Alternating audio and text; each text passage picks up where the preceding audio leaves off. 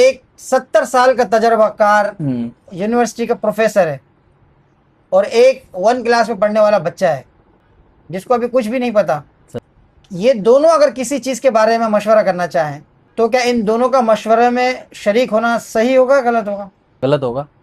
کیونکہ جو پروفیسر صاحب ہے 70 سال ان کا تجربہ ہے، ان کا علم، ان کی دور اندیشی، ان کے تجربات، ان کے مشاہدات، ان کے اندر جو ایکسپرٹیز کے مقابلے میں اس بچے کے پاس کیا ہے؟ کچھ بھی نہیں ہے.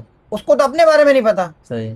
وہ بچہ یہ سمجھ ہی نہیں سکتا کہ انہوں نے جو پروفیسر صاحب نے جو فیصلہ کیا اس کے اندر کیا کیا حکمت ہے، اس کی سمجھ سے بالا تر ہے.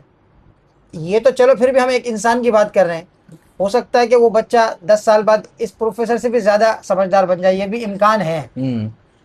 لیکن اللہ اور مخلوق میں کیا نسبت ہے؟ اللہ تعالیٰ یعنی خالق اور مخلوق میں کیا نسبت ہے؟ مخلوق تو کبھی اس درجے میں پہنچ ہی نہیں سکتی.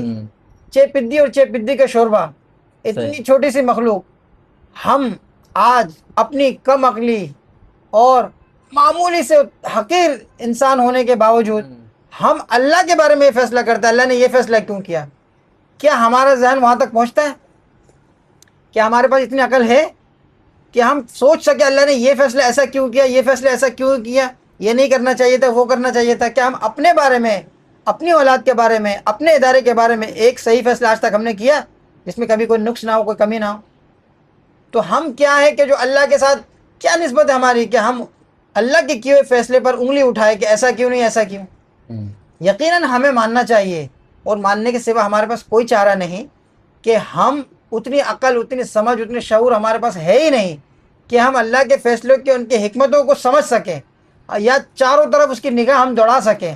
اتنی بڑی نگاہ ہی نہیں ہماری.